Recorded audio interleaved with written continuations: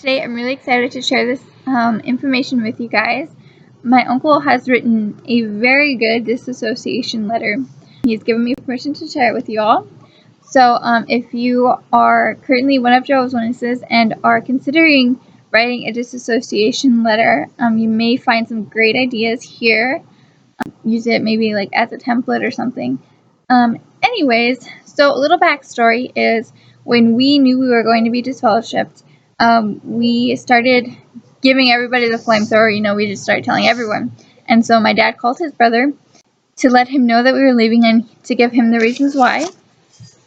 And, my uncle was kind of like, about that. Well, he hadn't been to a meeting in 3 years, and we were like, good for you. We had no idea. Nobody knew. He didn't want to lose his family, like, the way that we did.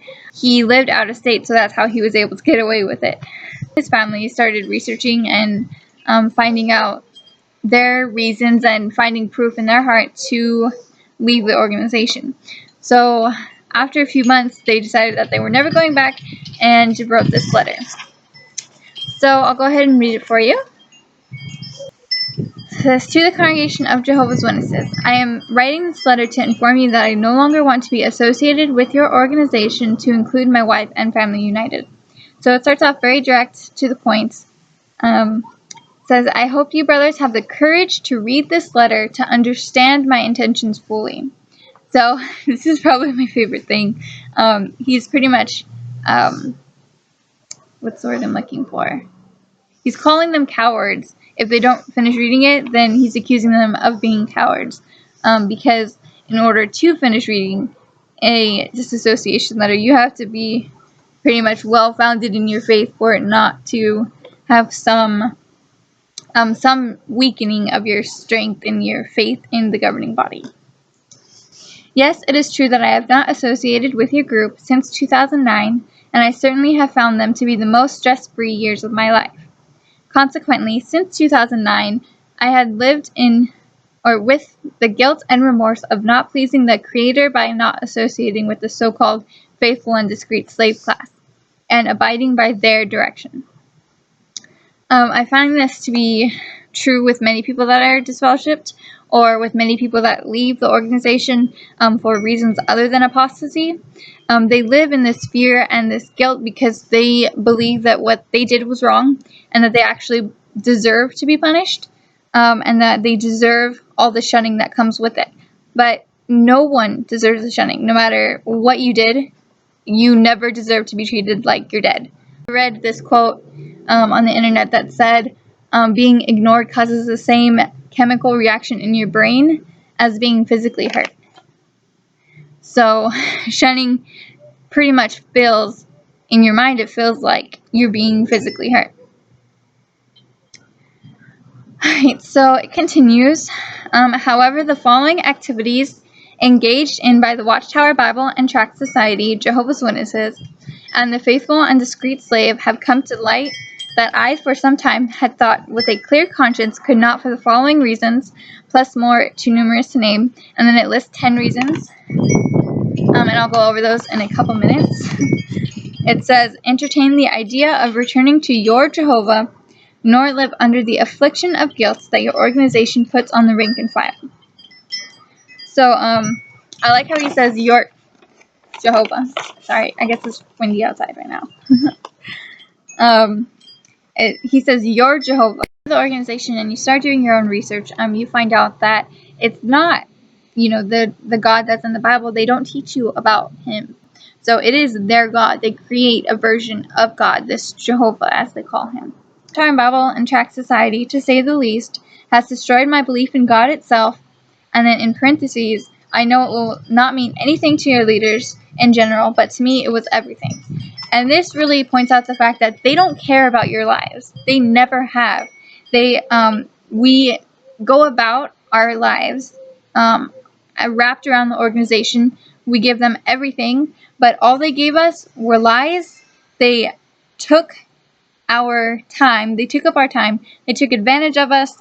They took our money, our resources. They mess with our emotional well-being.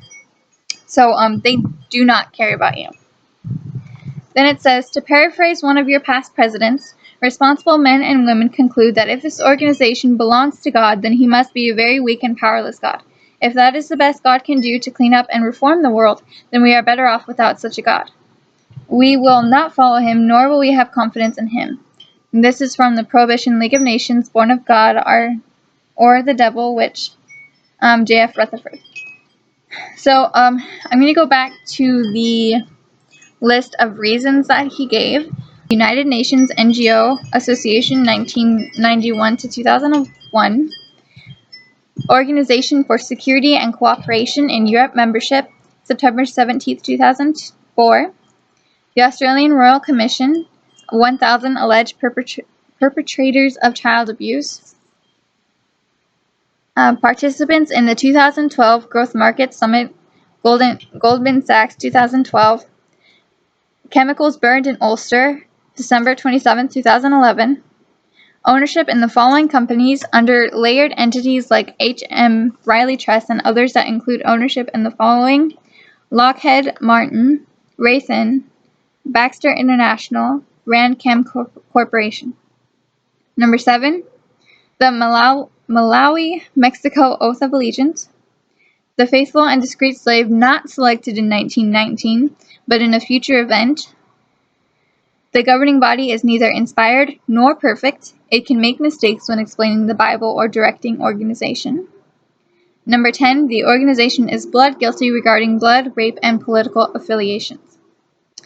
So that pretty much sums up everything that's wrong with the organization. I mean, there are a few that could be added in, but this is a really good list for you guys. So the letter continues. If you feel the need to visit with me regarding any of the points listed above, please feel free to do so. However, I must express to you that I will, as the expression goes, flamethrow all the necessary information and more to any Watchtower, Bible, and Tract Society representatives, with the goal of convincing them to flee Babylon the Great and the disgusting thing that stands in the place of God. I will from this day forward advertise to any and all visitors to my home and those that I meet of my viewpoints regarding your organization. Yours sincerely, and then their names. So,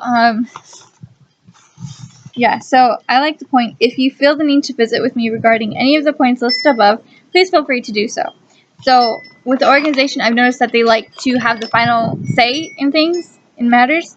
It's just like, in all the movies where a person doesn't like their job or whatever, or they don't get along with their boss. They go to a meeting and they're like, oh, well, you're fired. And then the person's like, no, you can't fire me because I quit. That's the kind of thing that the organization likes to do.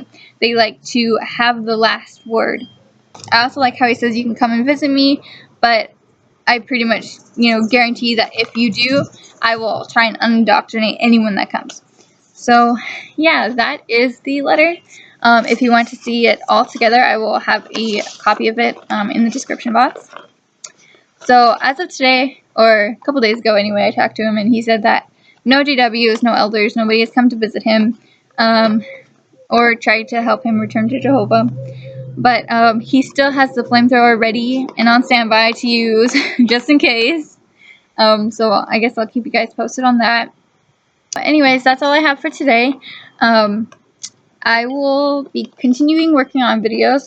Things are going to get crazy again because the semester of school is starting again next week. So we're going to be pretty busy with that and working. But I will try to get another video as soon as I can. All right, thanks.